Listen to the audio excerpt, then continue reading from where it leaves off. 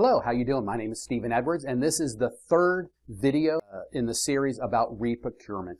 Today we're going to be talking about the credentialing process. So we're going to go through really quickly each MMA and just have a brief discussion about their credentialing process. And when I say credentialing process, it's going to be you hire a new therapist and you want to get them credentialed under your group, which is probably the most credentialing that you do. But let me premise, before I get started, that AHCA has a new contract with the MMAs. One of the provisions in the contract is a credentialing window of 60 days. I talked to Wellcare. They're working very hard to get to that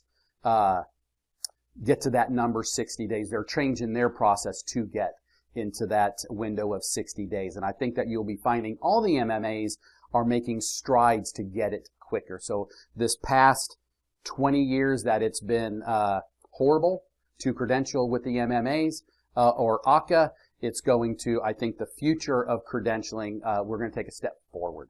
So first, ATA. And just so you know, anything that I say about any of these MMAs is my personal opinion. I might say that it takes 90 to 120 days to get somebody credentialed, and you might think, well, I'm doing it in 30 days. Well, kudos to you.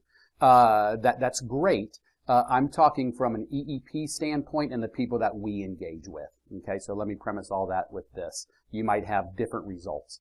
So ATA, you have Aetna, Simply, Sunshine, and Humana. You have to credential with HS1. That is their credentialing body. You submit to the area rep. So the first gate is the area rep. If you have a good area rep, the whole process is going to be quicker because they're going to do what they need to do and they're going to pass it off to who they need to pass it off to. The credentialing usually takes 90 to 120 days. Again, hopefully next year, 2019, it's going to take 60 days as they move forward to this new contractual obligation.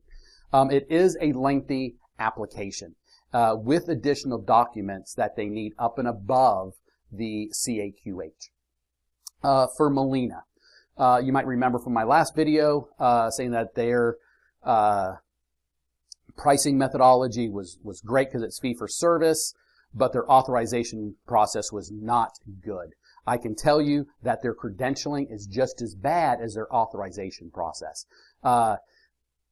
With Molina, you have to submit to the area rep.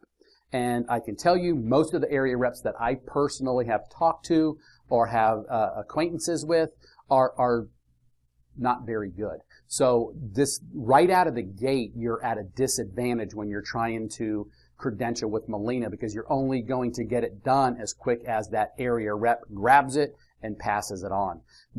What our experience is that it's taken over 180 days to get somebody credentialed, which is probably the worst out of all of the MMAs. Some MMAs are equal to, but none are worse than Molina.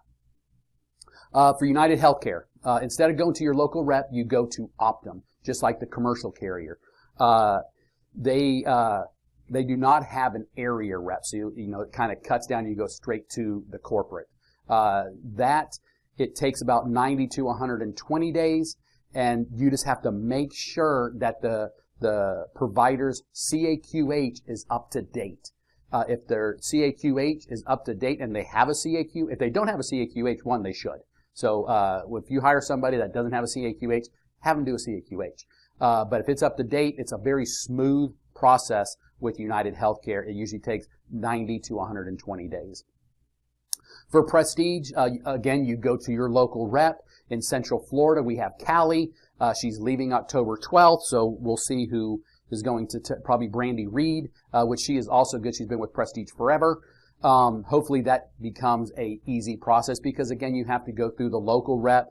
They take it and they send it off to corporate. Now, they do like a facility contract, so their credentialing is a little bit different than all the other MMAs. Unfortunately, it still takes 120 to 180 days. So Prestige really hasn't figured it out, the credentialing.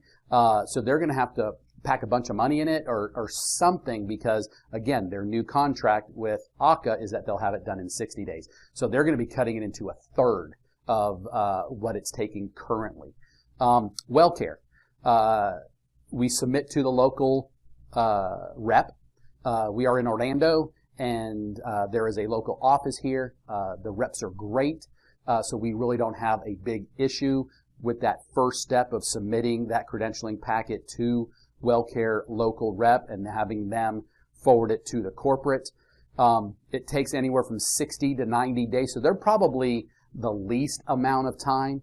I have heard that it's taking some providers 180 days and stuff like that to get credentialed with Wellcare. We have not had that experience, but if you are, I'm sure you're very frustrated.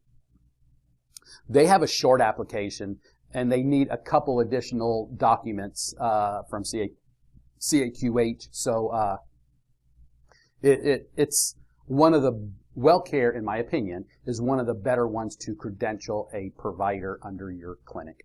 CMS, I think we all remember the days when CCP, Community Care Plan, took over the credentialing. Well, they're horrible. And I think they've gotten a little better in the last couple months. But anybody that you talk to, any of your peers, I'm sure that they have had issues with credentialing, asking for off-the-wall stuff, and depending on who processes it, on what they're asking for, it's hard to figure out what they need, what they don't need, and this to get somebody done. They'll credential somebody, you'll call them and say, oh, they've been credentialed as of like a month ago, and they say, a letter should have went out. Well, the letter didn't go out. It usually normally takes 120 to 180 days plus, depending on the instance. The application is very lengthy, and you do need a lot of supporting documentation. So please go through what we just said, and if a new MMA is coming into your area, use this as a piece of the puzzle, EEP's input on if you should become in-network or not. With that, if you take the pricing methodology, you take the authorization process, you take the credentialing, that gives you a pretty good picture of that MMA, and if you want to be associated. If you can handle all pieces of that trifecta, then I would say get in network. But if any piece of that puzzle is not what is good for your clinic, like the pricing methodology with ATA, everything has to be considered, because administration being the authorization and the credentialing process, there is a cost to that. And if you're getting low reimbursement and they're causing you to increase your administrative cost, that's kind of a double whammy. So you really, from a business standpoint, need to say, do I need to be in network with this MMA? And if it's a real big MMA and a lot of recipients have that MMA, then that answer might be yes. Or depending on where you are, maybe you don't. And this video is not to tell you to get in or out or anything. It's just to provide you information, to partner with you with what you already know and with what we know, to be able to paint that picture if you should move forward with that MMA.